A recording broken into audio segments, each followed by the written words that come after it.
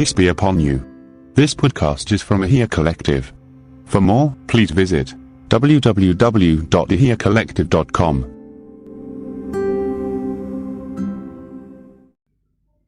Alhamdulillahi Rabbil Alameen.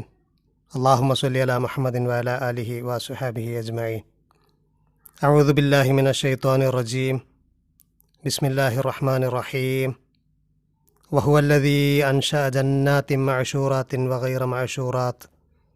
وغير معشورات والنخل والزرع مختلفا نكله والزيتون والرمان متشابها وغير متشابه كلوا من ثمره إذا أثمر وآتوا حقه يوم حصاده ولا تسرفوا إنه لا يحب المسرفين.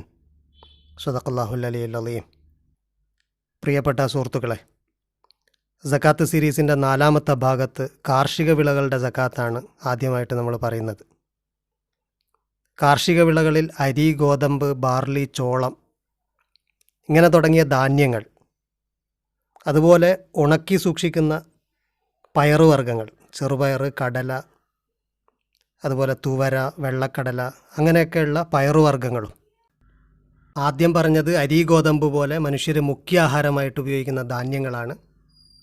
രണ്ടാമത് പറഞ്ഞത് ഇതിനോടൊപ്പം തന്നെ ആളുകൾ മുഖ്യ ആഹാരത്തിൽ ഉൾപ്പെടുത്തുന്ന പരിപ്പുകളും പയറുകളും ഒക്കെ ചേർന്ന വിഭാഗമാണ്.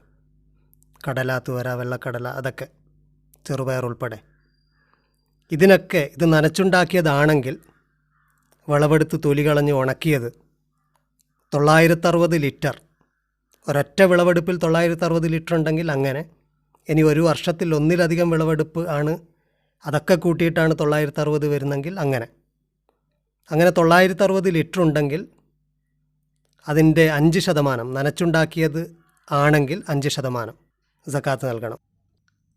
അതേസമയം നനച്ചുണ്ടാക്കിയതല്ല, മഴ കൊണ്ട് നനഞ്ഞുണ്ടായതാണെങ്കിൽ 10% സക്കാത്ത് നൽകണം. ഇനി തൊലിയോടൊപ്പം ഉണക്കി സൂക്ഷിക്കുന്ന ധാന്യമാണെങ്കിൽ, ഉദാഹരണത്തിന് നെല്ല്, അതിൻ്റെ നിസാബ് 960 ലിറ്റർ അല്ല, നേരെ ഇരട്ടിയാണ്. 1920 ലിറ്റർ ഉണ്ടെങ്കിലാണ് സക്കാത്ത് നൽകേണ്ടത്. അത് ഒറ്റ വിളവിലുണ്ടെങ്കിൽ അതിൻ്റെ 5-10% നൽകണം. ഒറ്റ വിളവിലല്ല, ഒന്നിലധികം വിളവെടുപ്പുണ്ടെങ്കിൽ അതൊക്കെ കൂട്ടിയിട്ട് 1920 ലിറ്റർ ഉണ്ടാകുന്നുവെങ്കിൽ അതെല്ലാം കൂട്ടിയിട്ട് ഒരു വർഷത്തെ ഒന്നിച്ചു കൊടുക്കണം. സക്കാത്ത് നിർബന്ധമായിട്ടുള്ള പഴവർഗ്ഗങ്ങൾ ഈത്തപ്പഴവും മുന്തിരിയും മാത്രമാണ്. ഫ്രൂട്ട്സിൽ 2 മാത്രമാണ്, ഈത്തപ്പഴവും മുന്തിരിയും. അത് രണ്ടും ഉണങ്ങിയ ഈത്തപ്പഴം അഥവാ കാരക്ക, അതുപോലെ ഉണക്കമുന്തിരി. ഇത് രണ്ടിനും നേരത്തെ പറഞ്ഞ നിസാബ് ഉണ്ടെങ്കിൽ, അഥവാ 960 ലിറ്റർ ഉണ്ടെങ്കിൽ അതിൻ്റെ 5-10% നൽകണം. നനച്ചുണ്ടാക്കിയതാണെങ്കിൽ 5%, അല്ലാത്തതാണെങ്കിൽ 10%. ഈ പറഞ്ഞ കാർഷിക വിളകൾക്ക്, അത് ധാന്യമാണെങ്കിലും മുന്തിരി, ഈത്തപ്പഴം പോലെയുള്ളതാണെങ്കിലും ഒക്കെ ഒറ്റത്തവണ മാത്രമേ സക്കാത്തുള്ളൂ. വിളവെടുക്കുന്ന സമയത്ത് നിസാബ് ഉണ്ടെങ്കിൽ അതിൻ്റെ 5-10% നൽകണം. ഒന്നിലധികം തവണ വിളവെടുത്തിട്ടാണെങ്കിലും അപ്പോൾ ഒറ്റത്തവണ മാത്രമേ സക്കാത്ത് നൽകേണ്ടതുള്ളൂ. അതെത്ര കാലം നമ്മുടെ കൈവശം സൂക്ഷിച്ചാലും. ഇന്നത്തെ എപ്പിസോഡിൽ അവസാനമായിട്ട് നമ്മൾ സക്കാത്തിൻ്റെ അവകാശികളെക്കുറിച്ചാണ് പറയുന്നത്. സക്കാത്തിൻ്റെ അവകാശികളിൽ ആദ്യത്തെ 4 അവകാശികളെക്കുറിച്ച് മാത്രം. സക്കാത്തിൻ്റെ മൊത്തം അവകാശികൾ 8 അതിൽ ആദ്യത്തെ 4 ഏതെങ്കിലും ഒരു പർപ്പസുമായി ബന്ധിപ്പിക്കാത്ത അവകാശികളാണ്. ഖുർആൻ പറഞ്ഞത് ലീ എന്ന ഹർഫ് വെച്ചിട്ടാണ്. ലിൽ ഫുഖറായി വൽ മസാക്കീനി വൽ ആമിലീന അലൈഹ വൽ മുഅല്ലഫത്തി ഖുലൂബുഹും. ഇതാണ് ആദ്യത്തെ 4 അവകാശികൾ. പിന്നെ പറഞ്ഞത് ഫീ എന്ന ഹർഫ് വെച്ചിട്ടാണ്. വഫിർ റിഖാബി വൽ ഗാരിമീന വഫീ സബീലില്ലാഹി വബിനി സബീൽ. അവസാനം പറഞ്ഞ 4 നമുക്ക് അടുത്ത ഭാഗത്ത്, അടുത്ത എപ്പിസോഡിൽ പറയാം. ആദ്യം ലീ വെച്ച് പറഞ്ഞ 4 അവകാശികൾ, ലിൽ ഫുഖറായി വൽ മസാക്കീൻ വൽ ആമിലീന അലൈഹ വൽ മുഅല്ലഫത്തി ഖുലൂബുഹും. അതിലൊന്നാമത്തത് ഫക്കീറാണ്. ആവശ്യങ്ങൾ നിറവേറ്റാൻ പകുതി പോലും സമ്പത്ത് കൈവശമില്ലാത്തവരാണ്.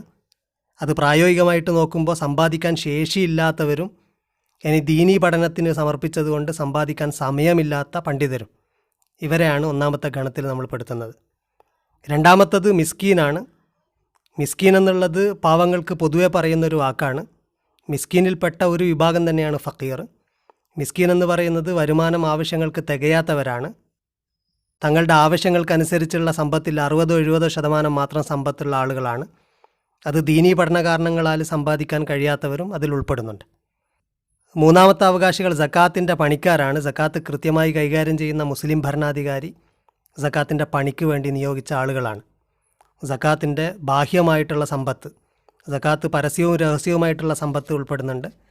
പരസ്യമായിട്ടുള്ള സക്കാത്തിൻ്റെ സമ്പത്തിൽപ്പെടുന്നതാണ് കന്നുകാലികളും കൃഷിയുടെ ഉൽപ്പന്നങ്ങളും. അത് കളക്ട് ചെയ്യാൻ വേണ്ടിയിട്ട് ഭരണാധികാരി ആളുകളെ നിയോഗിക്കുമായിരുന്നു. അവരാണ് സക്കാത്തിൻ്റെ പണിക്കാർ. രഹസ്യമായിട്ടുള്ള സമ്പത്തിൽപ്പെട്ടതാണ് കച്ചവടത്തിൻ്റെ ചരക്കിന് കൊടുക്കുന്ന സക്കാത്തും അതുപോലെ പണത്തിൻ്റെ സക്കാത്തുമൊക്കെ. അത് ഭരണാധികാരികൾക്ക് കളക്ട് ചെയ്യേണ്ട ഉത്തരവാദിത്വവുമില്ല, ഭരണാധികാരിക്ക് കൊടുക്കേണ്ട ഉത്തരവാദിത്വവുമില്ല.